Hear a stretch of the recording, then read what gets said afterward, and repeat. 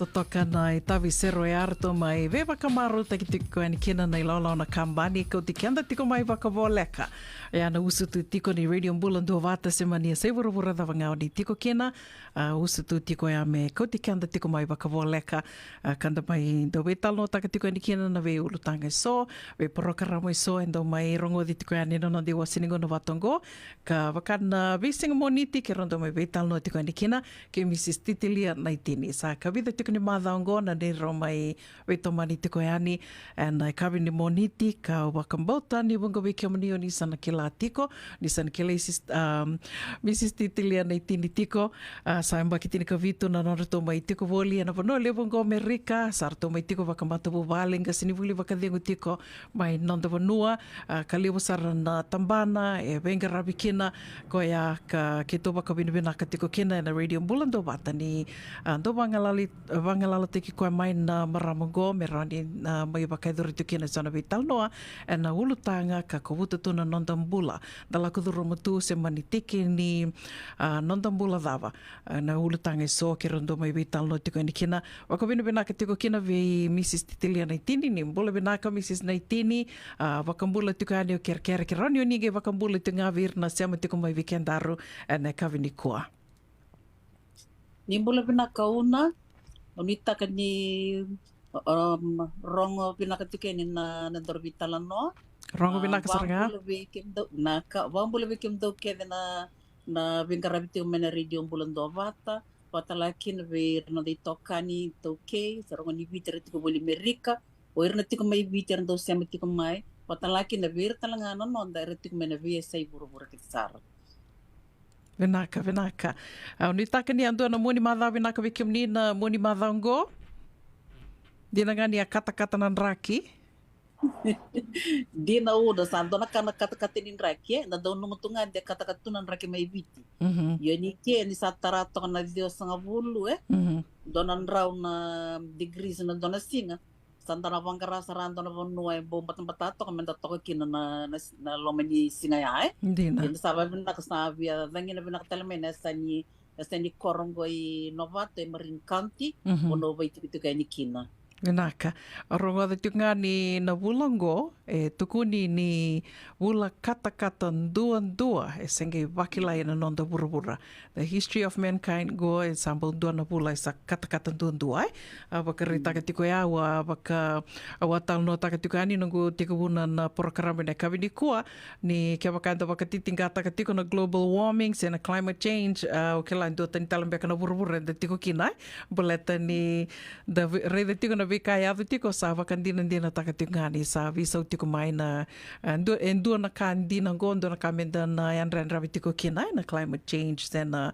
global warming and the wakila tiko ngo ya ndoro sato ki sarmandeani na nondarulu tanga na kavini kua ini bero ya au taromande ndo mbeka na kauni vewa siama ina nondarulu tanga ndoro vewa tiko kina na madha sauti de so mbeka rvi tartareani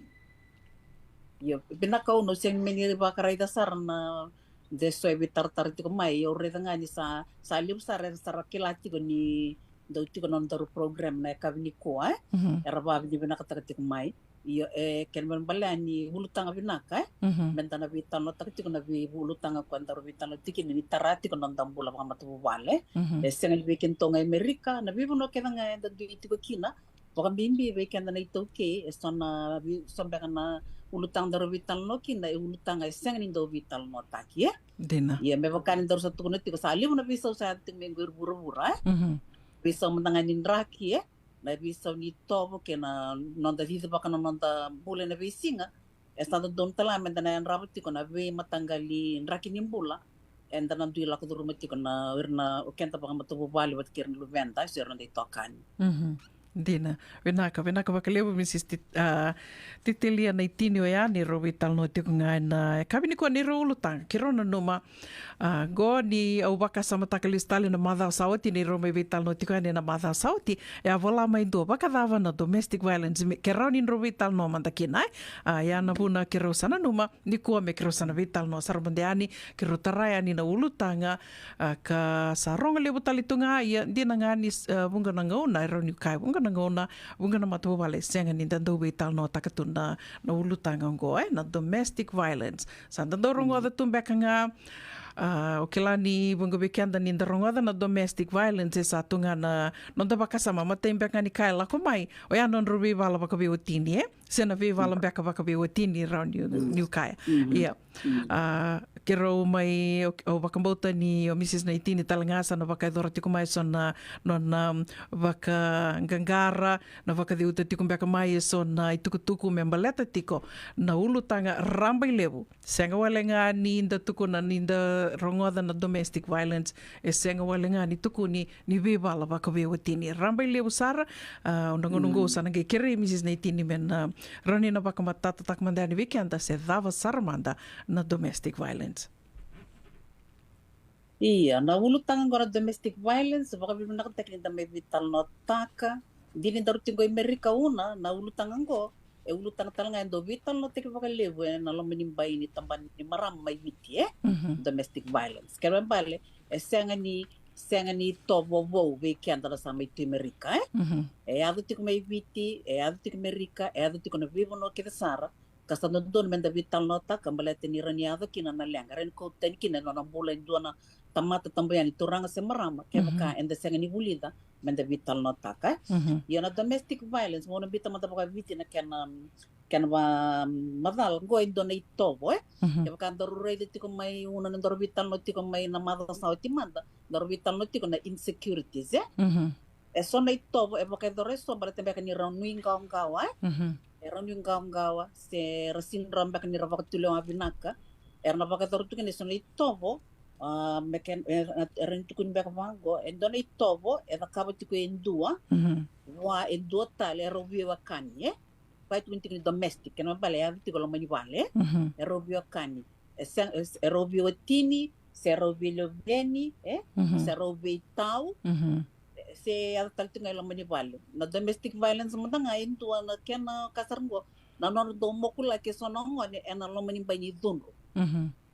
weekend na itumbo so ernir sa dunro turangay vi mo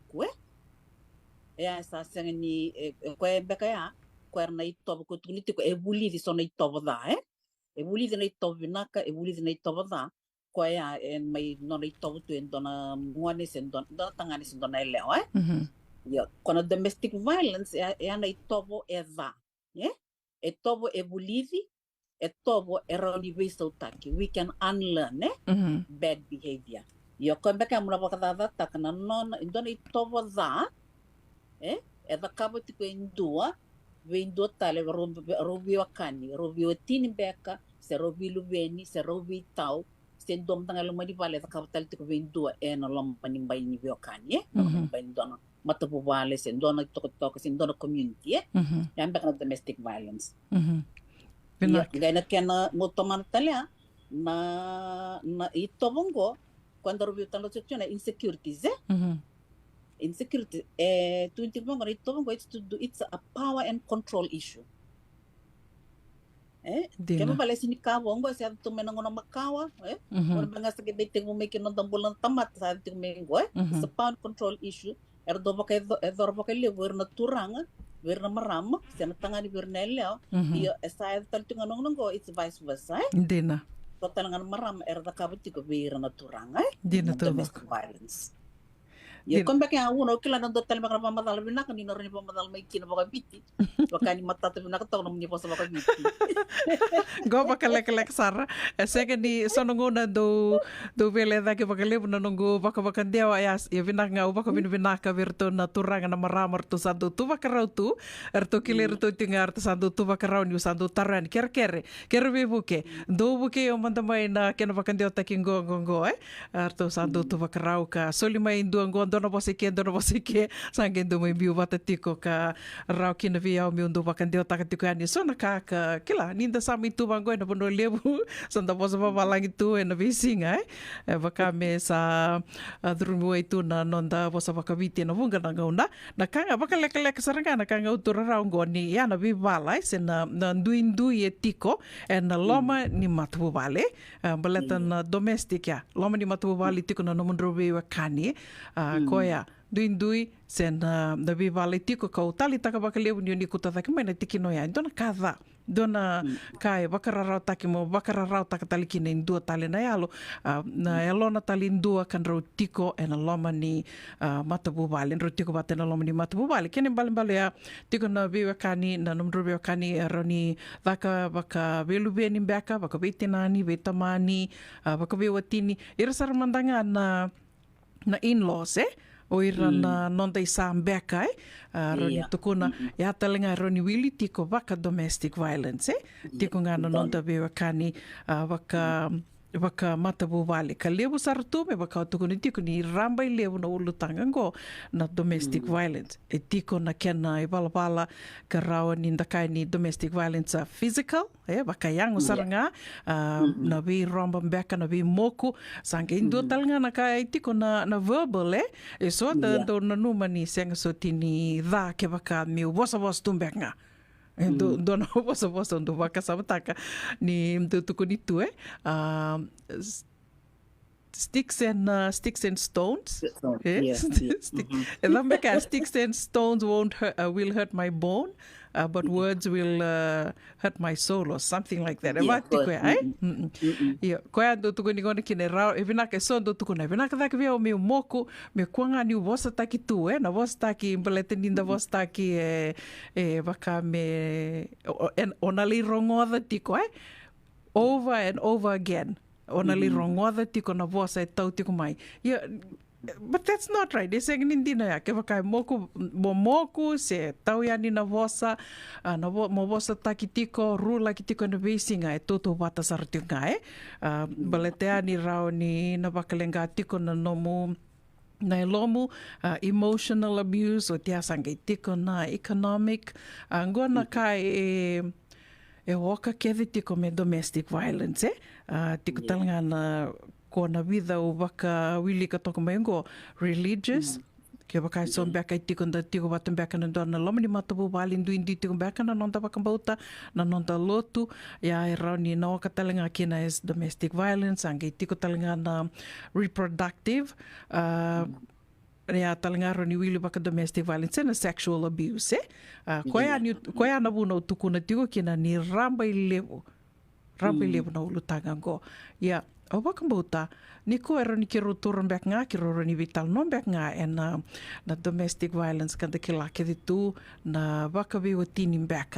ero ni kiro tal no mandanga, kiro vital no mandanga, na domestic violence, na ve imba, se na nduindu endo tiko, na ve wakararao taki, na nondambula wakawati. Se dam bek no mnirai, Mrs. Naitini. Iyo, una pinakaninda vital no tangori, batena dare de tiko na levo na lenga on listel tu ngai vitini o kanyo ata kata ka nung bitang ko tata bangas ni bulo bingarab na tambani marama na National Council of Women do saranga na pono andambe kinangor o ta kata ka kerto na Ministry of Women tambani matentu awati ko na dona working committee ko ere saranga na violence na violence against women and children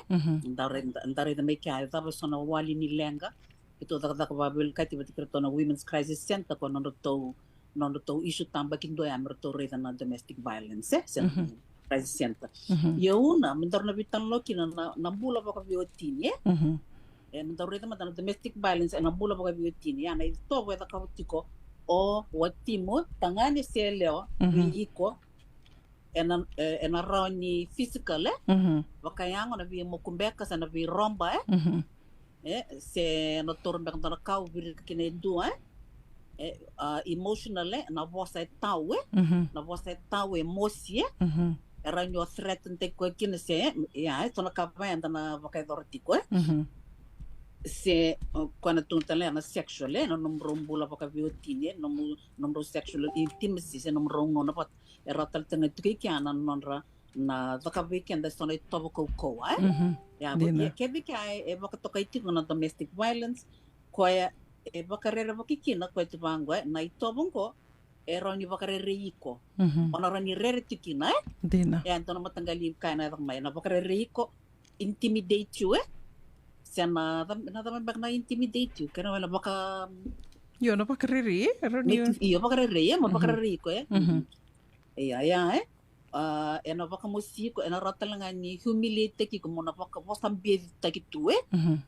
Waka mona wasambedi taki, ori ko nangai kla, ona walamani ko, ona opakalamani ko, mendo e wasambedi taki ko tu na matanratal na so, e dona tiki ne ko tuntalanga mai una ya kla, oira na nanda isa, au in-laws, Ia, au kila yang gue rele usar tengah bikin tona ngoni biti, e wati kaya, Tiko tala mendo na third party ko sarangay tukun tiyo beka mango merangay ubaka mera tuku na mbuka ni da me sarangay baka muna sarang tiko na bisi se sona kambe ka mendo do tuku na endo la kuturu mai sobi kendo na marama endo baka tiani se ur talanga na turanga era baka wati mai nira mai tiko na matapu wale nei ya lewa era na rin tal tiko nga sona matangali baka raw toba da kwenta rin tuku ni domestic violence may bir na non-ra in-laws Dina. So naka evina kami na vitan mo ta kambaleta ni yado tiko. Baka mabote kin na matubuvale, baka mabote kin no leo sa tangane, na numumbula baka yango, na numu na ilomo maboki na ilomo baka re-rebatisar na ngona sar na tuntiwango na matanggali na kisi banko sa na domestic violence sa na ito ko baka turiti ko na lamang vale na doon men na vital nota ka but men nakako niya na doon stage ko sa na rani baka mati sar kinendua la ka may na mati nangonen ni dunru Dina. nangonen ni dunru era ni the cover o ko na perpetrator ko bi mo kuting ko na rani vamo bota kino na ambulendo ngai ngona mesali todo ko talmeno na bakasam samper sa yada na lenga ko san don di ngona kina menendo vital nota ka son bakarobango ya tiko na Dina.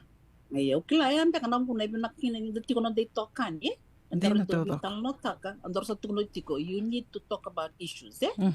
You need to have a circle of friends that you can trust. Na vika kedo lakal rumatiko. Mondo wasea. Sinra nyo kumbutitik nga ba kay ko Dina. Wasea. Mandarin ni tukun kinabit siya bukay. Siya manro bukay.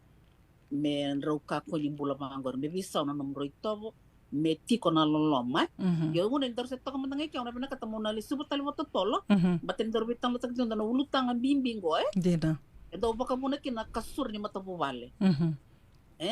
Au na binakatamo listal klawat kuniti ko na vida na mata sawati o kenda na ngoni viti tolu na ka enda do bakan de tagit kenda tukin endo na nanda mata bobal sarana nda bonno kani karuan na loto ninda ya butek kenti ko na kana loto una bonno enda bulit mikin na nanda moral campus ena lakoti ko mikin na loloma na poste ni loloma awasa ta wasa wasio tv kenda kona tikini volta tambe ko tuntivango lamana na love your god lamani job no kalo ena lamam to love your god with all your heart your soul your mind and your strength love your neighbor as you love yourself kenda na tamata na tunjo kenda na ngoni viti and abu tek menon tambulan na lotu ba kristo and don metik weekend na lolom ena sinran in the nayado in the stage ko na nanda dunru se nanda bi pala bi wetini sandale tini ena bi bak mate se ko living don ambula au tuntu ka se kenda ngoni biti sini baya di sasya nga kemen pal sasya nga tiko na lotu sampa tabatana loloma ya una pena kat mentor nan tambi to ki kya una bi kenda ngoni biti na loloma etiki non dambula balaten de tek mena lotu ba kristo Dina. Pena ko bakalebu dondonu dondonu mena ya buta kiti ko kiana non tambula se mani bakadava na nonta sa dunru wanga tu san dondonu nga mena livaya me baka nindaru kila ni senga soti ni bunga bekanta enta sama imbula takatiko na bula bakawati lebu na ngona isa sini vaya sandali yado na dunru lebu bekanta to kila tu ni sa kila mai na bula ni domestic violence na lomo kutiko mai na loma ni bula bakawati konga ya asas eroni da bakantina tak ni sa senga ikia na loloma Nindua esa niko sa labeta na linga mo tara indua tale ka dondonu mo lamana e rauni ndakai kia ni sa senga kia na loloma se mani o mokuta na lubemu e tiko talenga na wakatangende ni ve moku mo wakaidor wana ngone senga ni o ve moku e nandela ni dhunru ke wakao sa dhunru tiko ngai ve moku tiko e senga ni rauni ko kai ni ko mokuti ko tiko e nandela ni no muloloma ka wakatelanga kina na no musalaveta na lingamu mo mokuta na watimu waka ni wakaritaka tiko Mrs. Naitini ni so talanga na lewa era sa watalitungaya they become violent era wakarau takatalitungani wakarau koko wana watinra tangane vira na tangane watalitungaya koia endo watu ya na ke wakai korrida wakatitombo maturumanda wakatitombo na tikini wala tambu ni wasia mengkori ke waka o salaveta na linga mo wakararau takatalindua e sa senga ni rau ni o kai kia ni o wakai dhorti ko nandel ni no mololo mai e sa nda kai ngai kia ni sa senga na lotu sa lala tumbeka na bula e sa na bono ngai ai sa na yadu kinai ka toki la ni yadu tiko wakalievu e na vunga sara na bula ne matabu wale ndona ka ni kota vake mai Mrs. Naitini ni go e roni Lius Tali na nonda tumberi mai se na nonda tumberi mandangana luvenda na wakarongo and the rhythm mai for the most part e roni dakai nindu e rhythm mai na nonda tumbuda ki tiko mai ka rau bua me laki wakaedore na ngone sa bula taka kina na nonda bula wakawati o tiasar li wakalubeni rau talanga bir nangon era talanga nangon era na saraba tiko nambula rombula tiko kino na kita kan rau talanga bir ni ra lako ya ni saratumbu dake ra laki wakamatu bobale rona karo ni lorekia endua na rau ni na bula takatalanga na bula batanga era saraba mai be na kita endua talena sana so na rau ni na live sauna non wakasama me wakanduru asatara na vida na mada sawati ni rau ni na vango eu senga ni na via vaya au na lomana na watingu karatelanga ni na levi sau kina ia dona tiki na bimbio ni kuta vake maiani dondonu menda na do we tala no taka mi tiko na nonda circle of friends me rauni na wasia tiko kina na nonda na bekai da la kudruma tiko na kena binaka tiko talanga na kena da au wakambauta ni sanagi wakatau ikia na matangali tokani o wakai tokani tiki ko kinai baleta ni so ni ndali wasia ya ni na nonda lenga yera senga ni maroroya na nonda lenga mera maroro ikianda sarangi lako ya na bonu elaki wakatumburi tali na vae rinda kai le wakatumbu taki tali ngai laki me wako wasa taka me li wako wasa li Salarle vikasiti tali io kona sala ka talno teki vae it becomes a negative discussion kona bonoya the river bitak talnga kina ka sambimbi kina menda na garona na nonde tokani your circle of friends ni raunin na bi maroro itiko e ando na kambimbi ko wakambauta ke wakai tiko ndina talnga na loloma bi kenda to wakai tokani nindu e mai wasiendo na ka wasiendo na lenga e na rara kenda to me tona vi maroro itiko tona vi masula ki tiko me rani kako ni liava kina na lenga ya do talangana ka ni ko tavake mai Mrs. Naitini ka wa rida talitungana nongo sangami wakawilika na bekai so me baleta na domestic violence o ya na sexual abuse endona kango au kila ni tiko mbeka na wakana nanu ni enro sa dhamba na mama ni wakamau ni o tangane can have sex whenever he wants. Dangona nga vina kata mai kina na watina e saitavi ni watina mena soli ko ya ni wakarawa whenever and wherever and however ya talanga indona ka o bambuta ni rani ni toka talanga ni domestic violence baleta ni ke wakanda sange mai bulida levuna ka da sa bulida tiko da sakilati ko senga o iko talanga na eleva kawati marama wakawati e tiko talanga na no mundondonu mo kai na senga dono binaka una ulutanga binaka ngori mendaru vital no talanga kina sengi ulutanga rao o tuna tiko naloloma o kenda ke na marama utkune marama wakawati ondo redito bango kala kenda waka bimbi kenda mandana wakawati enda gai zaka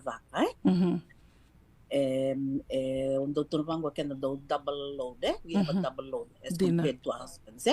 ninda bingaravi ani nona pala kada kandala katale ni vale andale ta kaptal na bingaravi vale otia sangai tuntung mingor na sexual abuse me ada na laman re na ngona ngara pena katekina and the sawodo to mina marama ena bingaravi mer sangai batu ya na non rei tobor na botinda weekenda na kam din bola bakawati una Dina. na lolo mai ike varete tu ke ako tuntuk nga it's a power and control issue Dina. Mentabango they continue to overpower kota kapong ngona nga pina katekin yo ni kinda na vilong manitiko kenda na vilong manitiko na non dei tabi sena kana buinda kin don matabubal non da vilong manitiko ba biotin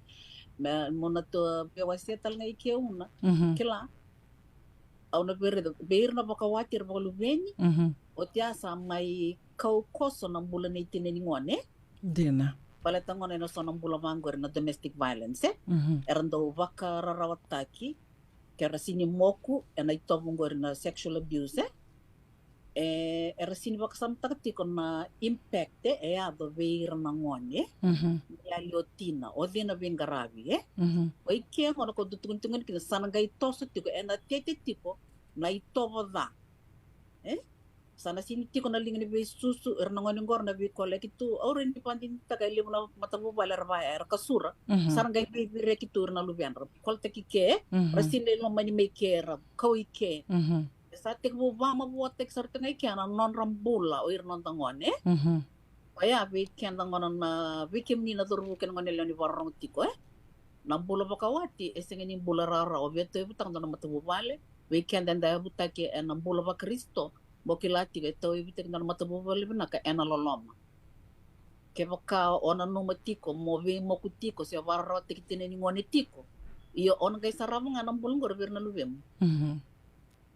o ikono ri bandinta ka on kenan kay saraba tiko Dina. we yaw matanga aurin tungni tiko na libu na ngone sono ne rongo ni bula bakawati ngone kero sa tabu tiko na ngone ni bula bora ana ngone bula ni bile tala davi loro ibir na lubenda dona luwengu seru batik ngombe na tama ngone ngwatu mbata kitu mbere tiko kana bora ni bula ba biotin bula ba ne be malo ba biotin ya kaya una ker tiko na vamos tiko ni kenda na ngoni to ke la menda bisu ta kana dai to ni be malo ba biotin be kimni talanga na dorbo ke ngone leo awat ko na mada sa class andon tiki non dambulin na pangara non dai sai begin to look for a partner Kaya kaya story vitau tal tinga domestic violence una tal tinga vir na vitau se vitau tipo vikim ni nangonele or ni nangonele klaur na vikim neleo ni warong tiko mai bena be se burubura kaya sa saraba tiko endon rosa vitau tipo eda kabu tiko bigani tomo kokoa alu na ka ruanga na kamo ta kam do like kaya ka osinra ni voluti ko mot ko be ko rotangori gaya ka tinga na da mo ka rota ni mai fli ngai rona bos tempat tau o sa sarab sarto ngangor nambula ona lay bula ta kanin rosa na lay webutin you are seeing it first hand pangaya usa ya sona tatau santo selebi na lubengwen leo ver na bungongwen leo okila ni sengeni binakan ti kono nomro bitaw no itomo o tangani weiko albinaka bangalal teki kumai bernyo bangawati weekend talaga nung nele ona non date to talaga store to ko bat ni rasaraw may na ramata po pala rasaraw ting may to ko korle ko tal chung non rito vir na tangane sibur no kinra they become ko tuntu nga it's a power and control issue balata na dapat ko memoria insecurity ko nga dorbitan to insecurity insecure that if I am not in control he might just leave or she might just leave those kind of things Dina. Iya, ko ya una vida na kanu viose tonganye. Dina todo ko. O baka sama taksar na vida sarna mbak sauti. La ko may nungungon hele o tukon na saro ko biao. Ma, o sarida tiko goe mai talno tako koe ndua me rovi tatadini tiko. Tuno ko sarida tiko na noni tau o seanga ni do tali taka na nona do wasa vi koe sandu wasa da te koe aro se vi tau tio ngai. Tuno ko sandu wasa da te koe kundu wasa wako koe vi koe o sandu tuko ni tiko vi koe. Iko me kuni watari koe me wasa wangori vi koe. Iongo na nungu ngone lewa tumbu taki mai e na mula borobora Sarava sartonga koe na borobora o lako duruma tu sangai au sandu ge was tio ngai vi koe. Mo ka kuni o wakatara indua me na wasa wango vi iko. You don't deserve that. Sangai langona mai sangai me talno taka tiko koe. O reda kai a koe was tiko ba koko wasa da tiko sangai tuku ni tibi koe. Iko sini dondono mo watari koe me was tiko wangori monro saranga mo kuni tuno koe. You should just break up with him, Watu ia. Not worth it. Yeah, not worth it. O sangai tuku no iau. O ni kalonga tada ke wakao ni sasarawa tiko ng bulay o ni se veitau tiko, Kila, baleta ni, lewo na ngauna, e na daureda, na ngauna ni vei tala noa, ngauna ni dasengei vei ndomo ni tiko, na kami da kede ni mbula, na kila waka me totoka tu na roka ni mbula e ndandau sarava e na ngauna ni vei tala noa, Ko e ondo kai kina ke waka, nro se vei tau tiko, nro senge vei tala noa tiko, sa reida tiko ni sa tau tiko mai wakadana vosa, tau kukua tiko na vosa, de sombeka na ngono sa luromba, ngono ea, mo roni ko kai kina ni o kalunga ta wakaleo, sembera ni dhamba na mama, o sa sarava na mbula ea, ke na ngono totolo ndua, ke waka kera kambimbi, ne ro waka mamasu e na kavinikua, monro sarava kayawa. Baleta, it's not going to change na ngona e sana dhamba kina na mamai. Kor saranga o na kamen mera kilatal tik nga na wekanda e dorbongo nele arwarang tik mai sirum da sarvawa tiko. Nira sarava tiko na itobongo ke saya do tiko vira. E tukun tiko bango na ngo endo na cycle, Na itobongo it's a cycle. There's a domestic, it's called a domestic violence cycle, Do tiko vai na tension building, Sana tiko undona kai sana dunru baka mai, Sana kai tumbo teka tong meno na dunru, sa tiko he gets angry, bena no na tau, sana watina, sana tiko ulak beka na bosa da, Sana lak na bi romba, To sarando moku sara, Sara moku laki, Sara mabo, Yot saranga ya, nirata kabo tina ito ya. Yata, magkaya pakalak may biren doon na doon ni bangko na honeymoon face, Gori. O kaya nakabiti ko na ito mo, sanang kaya baka kaya feel so remorse, Sanggay lako ka na sanggay lako may bit ka na alam ba kanita, sanggay loloma, sanang kaya baka samtang na kaya kaba, sanang kaya biala ko bit ko milikir bibustoti, yo. Kaya saya bit ko bakando bakaro sa kirkir sa mga ngonelya, mantangani. Ya ke mantangan ukila no mita watingo bangala la teki ko me batang ko sarai na no tiki enan le no mu tiki ni bulati ko no bula bakawati ya ko tuliti ko erna gairo ni bistonga ke baka era le tumber ye they need to go through a counseling merarani la ko libi mai en ito daya ko tunuchi ko na ito bulivie they can unlearn na ito daya Kaya ko tuntungo ni kine barbet ngono kon dari dong kwali rida na kis kwangge adalang ngo Santa Rosa. Boso ta sanda na bitan lota kambate na kis kwangge adalang ngo na bitan mata sauti. Ko te kesara weekend na rere. Tama ya ti ko bol ketiken sona bakaro mango sana na roni tiki ni bulan ni do na tamata ya. But it goes through a cycle. Ko nga ya sana kere saranga mo bangalal teki ko batatol. Member niya din doon na mabuhay.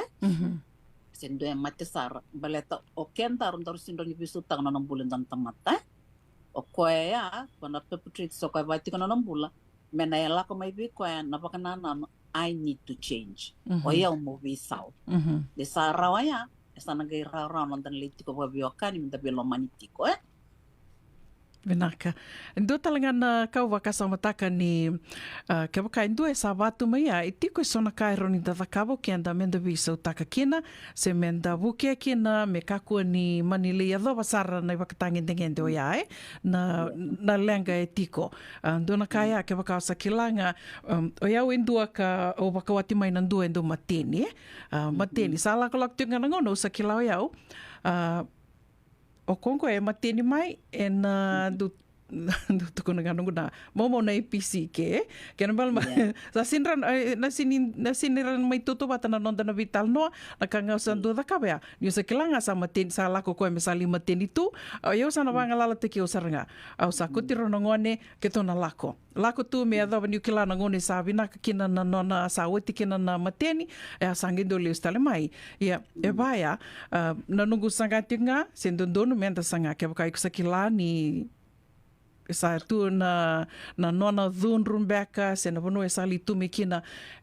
sana senga ni rawa ni robe bosaki me raw ni debe tala noa mi tu bina ka tu na non dei tuba kini bakasama you just have to walk away tu sona ka ko tu kuna kini tu sona ka roni da vakaba me ka ko ni da na bosa bakasama ta tingo Mrs. Naitini not to provoke se meli o bakabuna sar meli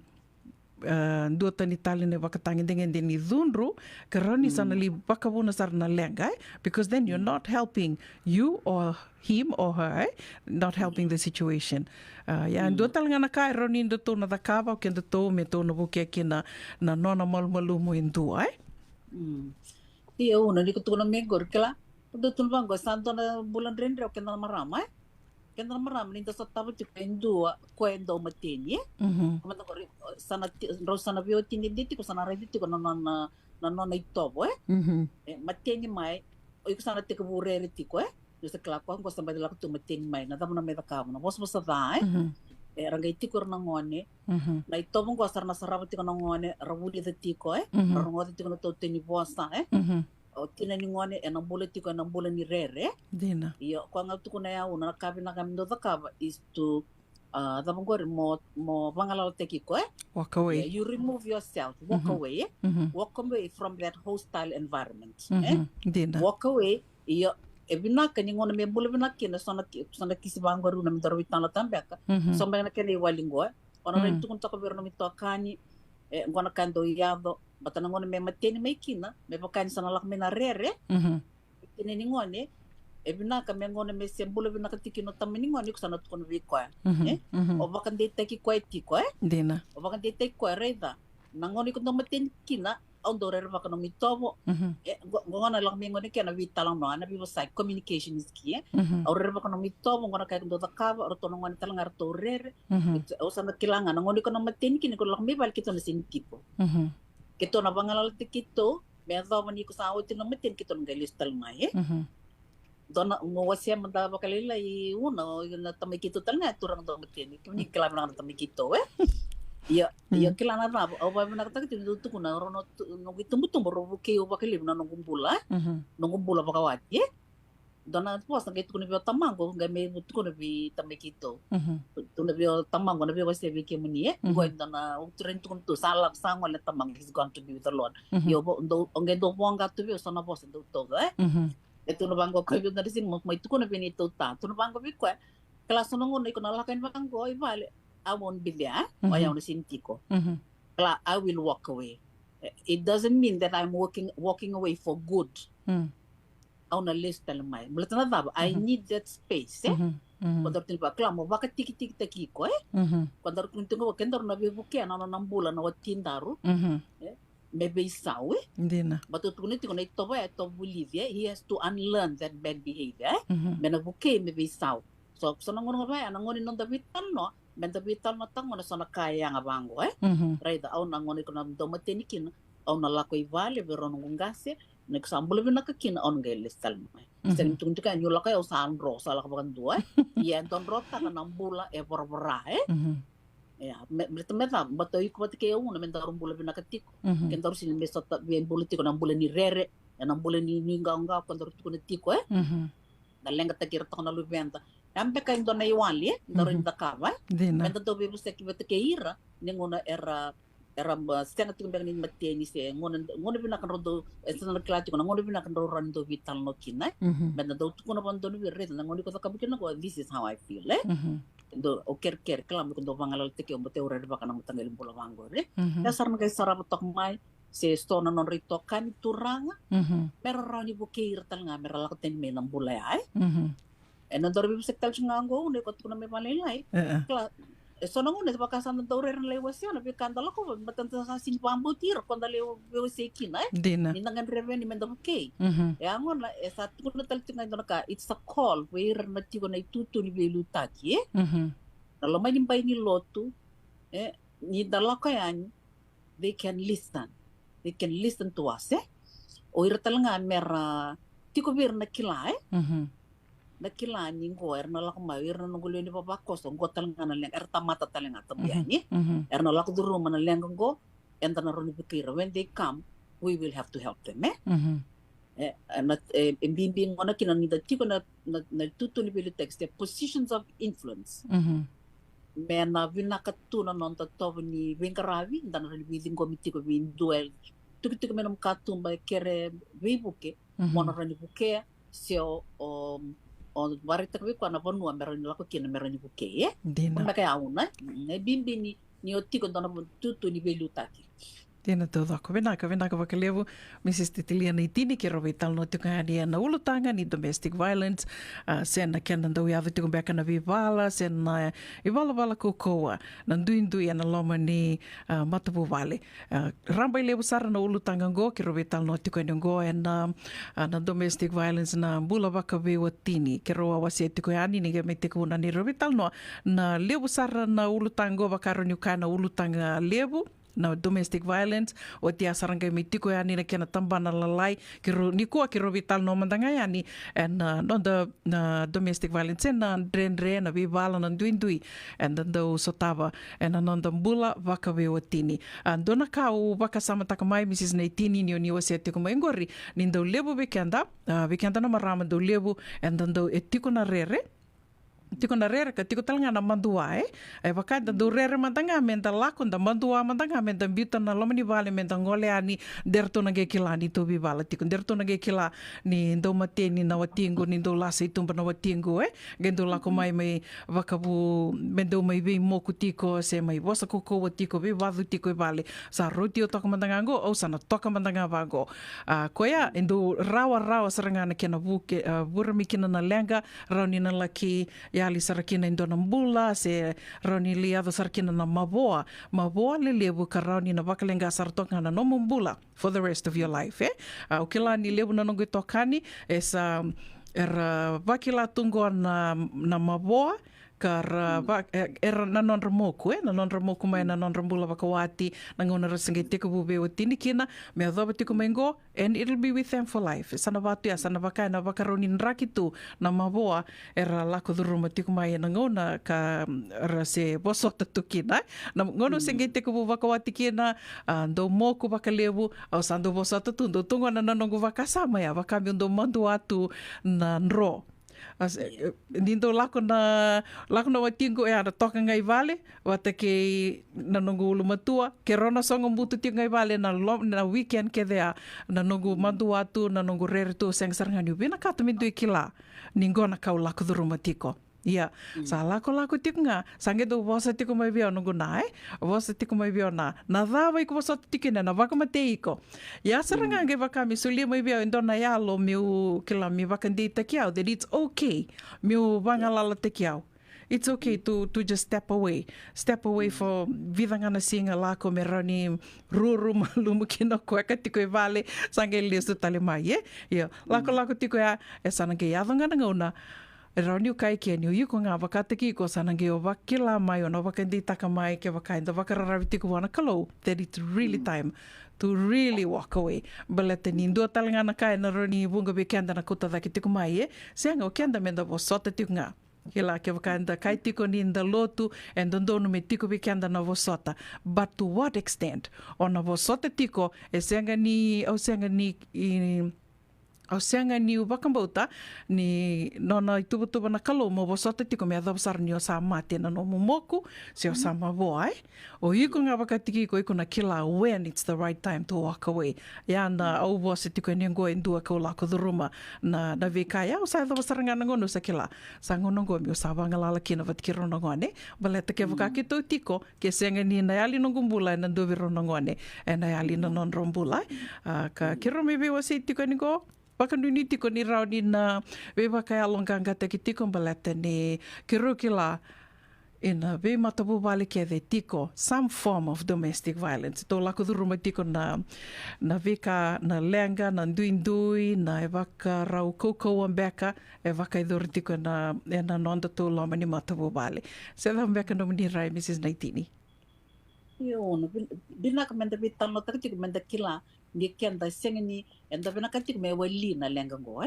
but enda bina ka tik nonda inaki nonda bitan no takana bi bulutanga bango balate me budini da kana mata bo bale bina ka ya na inaki nonda bitan no taktik yo do talanga ka uni kutu ni tingo ono be o se talanga bali lai kla no mo rer na biloka ki nangono ko sta tik na rende o songo chingai vale o mandua Na mandua. Iya, look at the rhythm matane sana mai vi koe da kaputi ko ne pokaro ko e mai sana ya. Kila sana vi ngona kena no ko no ko sabi na mek rombo lo toka o no lak ngani go na wetingo go no da kabangango o tinga ko na tiko nga ko na sinilako. Dina. Yuna. O dona taru na betaro ngani vi kemuningo Are you helping your spouse there or not? We can talk. Are you helping him come away from that bad behavior or not? O buki ko tiko menalok tan meni tobo daya. Baleta kevoka o tiko nga o buni taka tiko ni vating gono ni tobo. Melang kay be saura ka daw. Ni o ko ken ro sambula bating may tinemba ki sabating gono na ken bokaraw. Sana ka ko this is normal behavior. Dina. You're enabling him. Iya, kaya, enda sa enable tekir. Menda vakaba sona vakaro menda tukuno bikwa. This is not okay. Walk away from it. Walk away. Marani bulizo kwa. Oh ya zala tikuna kauda kabutingo. O kaya dot kunikina lako le tukuna. Talk about it. But kaya bakasya nga kenda sa condone takatiko kenda na itoba da. Meron nga iwiso bakadam. We need to talk about it so that the person can change. Meron nagkikilama naman nito kami tiko kung ganito sa weekend. We come back sa biyaw sa milital. Kaya maka oseng nga ni tukuna. Come back nga yan, uno na tukuna. Kila, we condone bad behavior. May bisaw Nagkirkero na kahit kumedan daw wasya, ang balitan na daw. A lot of people don't know you're going through that. So nangona ni nalikilay talanga. Saro ni nabuki katalangan ko. Melia di ko ekina. Ue dalam beka na kauda kapati ko sarna ngai vosa boa ia songa na ka kiro me bewa se takati ngai ani sa tombo ki kiro tiko na ngona na kavi bina kanimoni tinde ndai Mrs. Titilia Naitini binaka vakalevu na to vanga lala te kiomni tiko rauni nda mai vital no tiko kina na ve ulutanga so ka taratiko na nonda mbula ya ndundua na mbula ni nonda matu bali semania sai burbura dava and the tukina rauni nda kai ni da lako duruma na kango e toto bata ke nga na vivo no ke enda vakai tiko kinai Mrs. Naitini do tala ka ni via wasea ni berni da rumai tatau tiko en berni ni mai tatau ene ka vini kua pinakabali buna o baka vini pinakatakan inda sa main dollar raw na vital no balatan no na ulutang ngo etarai ke kenda kede sarti wale na bi matabu vale ngani biti kasanan do no menda vital no kina iya ni kalonga tatiko Vinaka wakalevu, Mrs. Titilia Naitini, and Radio Mbulando Vata, ke rondo mai vetal no tiko ani na via kavini mo niti, ke wakai tuna no moni na numa, na vika so, ni vinakata, so mbiaka na ulutanga, o ni vinakata me ndo mai vetal no taki tiko ani, and na nero vetal no, and kavini mo niti, ninge wala mai ni wakota mai na vika so, o ni na numa, ulutanga so, ni na numa me na mai vetal no taki tiko ani na Radio Mbulando Vata, San Francisco, me kauti kenda vata tiko